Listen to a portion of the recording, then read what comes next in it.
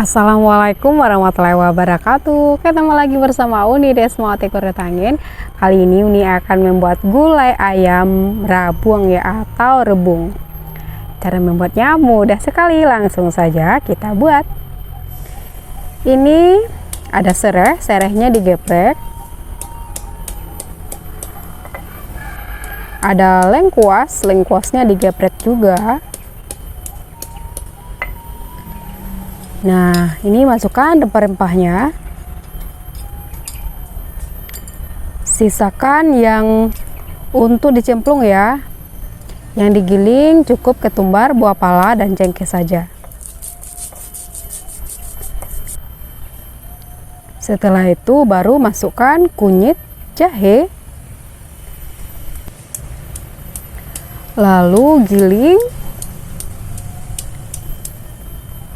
Tambahkan bawang merah, bawang putih, dan garam kasar, giling sampai halus. Nah, jika teman-teman mau lebih simpel lagi, bisa dipakai blender atau pakai chopper ya untuk menghaluskan bumbunya.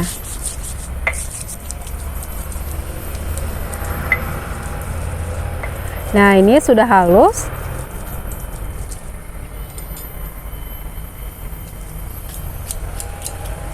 Kalau pakai batu lado ini gilingannya halus ya. Nah, lebih kurang seperti ini. Masukkan ke wajan, masukkan bumbu cemplungnya.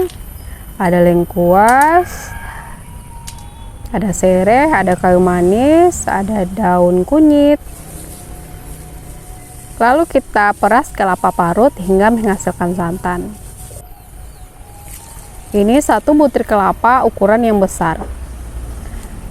Lalu peras.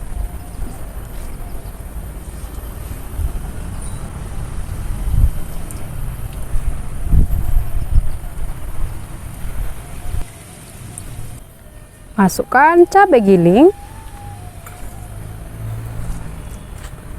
Ada daun jeruk. Aduk hingga tercampur rata. Dan masak sampai mendidih sambil diaduk biar tidak pecah santan. Setelah mendidih baru masukkan ayamnya.